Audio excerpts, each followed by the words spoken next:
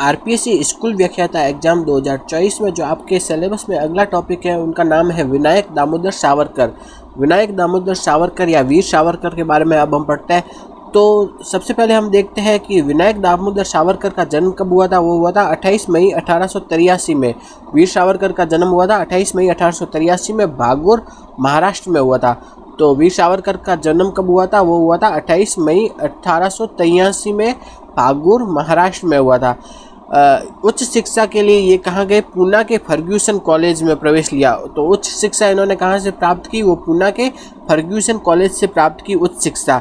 Next देखते हैं, इन्हीं दिनों महाराष्ट्र के राष्ट्रवादी नेता बाल गंगाधर तिलक के संपर्क में आए। तो वहाँ ये किनके संपर्क में आए? बाल गंगाधर तिलक के संपर्क में आए। नेक्स्ट हम देखते हैं 1901 में महारानी विक्टोरिया की मृत्यु पर आयोजित शोक सभा का इन्होंने विरोध किया था। तो वीर सावरकर ने किसका विरोध किया था? महारानी विक्टोरिया की मृत्यु पर आयोजित जो शोक सभा थी उसका विरोध किया था इन्होंने। नेक्स्ट हम देखते हैं एडवर्ड सप्तम के राज्याभिषेक को इन्होंने गुलामी का उत्सव एवं देश व जाति के प्रति विद्रोह का। तो एडवर्ड सप्तम का जो राज्याभिषेक का उत्सव मनाया जा रहा था उसको उन्होंने क्या कहा था? गुलामी का उत्सव और एवं देश व जाति के प्रति विद्रोह कहा था। देश व जाति के प्रति विद्रोह कहा था और इसका विरोध किया था उन्होंने। नेक्स्ट हम देखते हैं आगे अभिनव भारत। अभिनव भारत को इंग्लिश में क्या भी बोलते हैं? Young India society. Abhinav Bharat या इसे इंग्लिश में बोल देते हैं यंग इंडिया। ठीक है, तो अभिनव भारत नामक जो गुप्त क्रांतिकारी संस्था, इसकी स्थापना किन्होंने की थी? वो की थी वीर सावरकर ने। तो ये इम्पोर्टेंट है, पूछ सकते हैं। तो अभिनव भारत की जो स्थापना किन्होंने की थी? तो अभिनव भारत की स्थापना की थी वीर सावरकर ने। कब? 1904 में।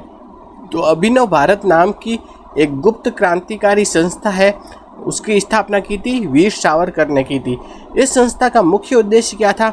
यह संस्था नवयुवकों को अंग्रेजों के विरुद्ध लड़ने के लिए तैयार करती थी। तो अभिनव भारत संस्था क्या करती थी? नवयुवक हुए उनको अंग्रेजों के विरुद्ध लड़ने के लिए तैयार करती थी। उन्हें लाठी चलाना, तलवार चलाना, पहाड़ पर चढ़ना, घुड़सवारी करना इत्यादि की शिक्षा दी जाती थी अभिनव भारत के अंतर्गत। नेक्स्ट हम आगे देखते हैं। अब हम देखते हैं श्याम जी कृष्ण वर्मा के बारे में देखते हैं। श्याम जी कृष्ण वर्मा ने लंदन में इंडिया हाउस की स्थापना की थी। तो लंदन में था इंडिया हाउस और इंडिया हाउस की स्थापना किन्होंने की थी? श्याम जी कृष्ण वर्मा ने। और कब की थी? 1905 में।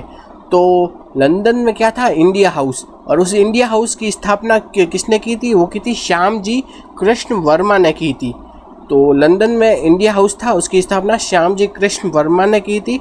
और कब की थी? 1905 में की थी। तो इंडिया हाउस के बारे में हम इसलिए पढ़ रहे हैं क्योंकि विनायक दामोदर सावरकर फिर कहाँ गए थे? इंडिया हाउस गए थे। तो इंडिया हाउस की स्थापना किन्होंने की थी? वो की थी श्याम जी कृष्ण वर्मा ने 1905 में और लंदन में की थी। और जो श्याम जी कृष्ण वर्मा है उन्होंने एक अखबार निकाला था जिसका नाम है इंडियन सोशलिस्ट अखबार। तो इंडियन सोशलिस्ट अखबार किन्होंने निकाला था? श्याम जी कृष्ण वर्मा ने, इंडिया हाउस ने निकाला था। तो श्याम जी कृष्ण वर्मा को क्या कहा जाता है? क्रांतिकारियों का पिता भी कहा गया है। श्याम जी कृष्ण वर्मा को क्या कहा गया है? क्रांतिकारियों का पिता भी कहा गया है। नेक्स्ट हम देखते हैं श्याम जी कृष्ण वर्मा ने लंदन में इंडिया हाउस की स्थापना कर दी। अब वीर सावरकर है वो कब? 1906 में कहाँ चले गए? लंदन चले गए और वो वहाँ जाकर क्या है? इंडिया हाउस में शामिल हो गए। तो वीर सावरकर है वो कब? 1906 में कहाँ चले गए? लंदन चले गए और वहाँ जाकर वो इंडिया हाउस और श्याम जी कृष्ण वर्मा से जुड़े। वहाँ पे उन्होंने इंडिया हाउस में उन्होंने 1857 की तो इंडिया हाउस में उन्होंने क्या है? अनेक महापुरुषों की जयंतियाँ, विचार गोष्ठियाँ आयोजित की। नेक्स्ट देखते हैं कि 1857 की क्रांति को प्रथम स्वतंत्रता युद्ध किन्होंने कहा था? वो कहा था वीर सावरकर ने। तो 1857 की क्रांति को पहला स्वतंत्रता युद्ध कहा था विनायक दामोदर सावरकर ने। नेक्स्ट हम देखते हैं भारत का स्वतंत्रता संग्राम नामक पुस्तक किन्होंने लिखी थी? वो भी लिखी थी विनायक दामोदर सावरकर ने। तो भारत का स्वतंत्रता संग्राम नामक पुस्तक किन्होंने लिखी थी? वी.डी. सावरकर ने लिखी थी। ठीक है, तो नेक्स्ट हम देखते हैं। और 1857 की क्रांति को भारत का पहला स्वतंत्रता संग्राम भी किन्होंने कहा था? विनायक दामोदर सावरकर ने। तो ये पुस्तक भारत में किन गुप्त रूप से विभिन्न शीर्षकों जैसे peak week papers, scots papers इत्यादि के नाम से भारत पहुंची थी? तो कौन सी पुस्तक? भारत का स्वतंत्रता संग्राम पुस्तक जो कि विनायक दामोदर सावरकर ने लिखी थी, वो गुप्त रूप से peak week papers, scots papers इत्यादि शीर्षकों के नाम से भारत पहुंची।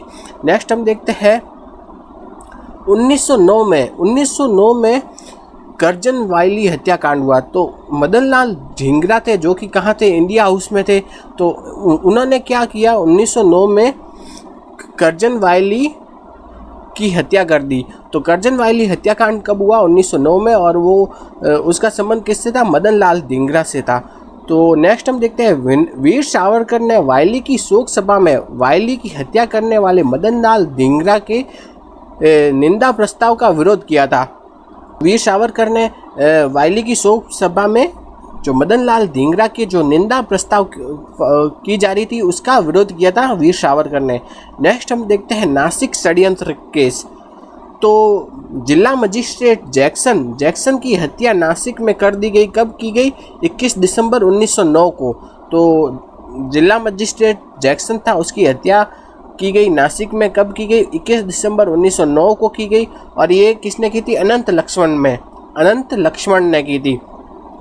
यह केस क्या कहलाता है? नासिक षड्यंत्र केस कहलाता है।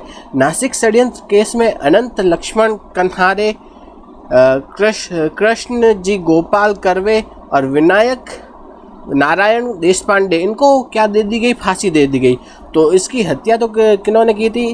अनंत लक्ष्मण ने, और इसके कारण इनको क्या दे दी गई? फांसी दे दी गई। तो फिर ये पाया गया कि जो अनंत जैक्सन की हत्या के लिए जो पिस्तौल यूज हुई थी वो कहाँ से आई थी? वो लंदन से आई थी। तो इसका संबंध किससे जोड़ा गया? वीर सावरकर से जोड़ा गया, और उन्हें लंदन से गिरफ्तार कर लिया गया। तो लंदन से बंदी बनाकर जब इन्हें भारत ला रहे थे तो वे समुद्र में कूद पड़े, लेकिन अंग्रेजों ने उन्हें वापस पकड़ लिया। और वीर सावरकर पर कौन सा केस चलाया गया? नासिक षड्यंत्र केस। तो नासिक षड्यंत्र केस क्यों चलाया गया? क्योंकि उसके जैक्सन की हत्या के लिए जो पिस्तौल यूज हुई थी वो कहाँ से आई थी? लंदन से आई थी। तो अब हम देखते हैं आगे वीर सावरकर पर कौन सा केस चलाया गया? नासिक षड्यंत्र केस। और इन्हें दिसंबर 1910 में अंडमान द्वीप की सेलुलर जेल में भेजा गया और आजीवन निर्वासन का दंड मिला था। नेक्स्ट हम देखते हैं वीर सावरकर को जेल में अनेक घोर यातनाएं दी गई।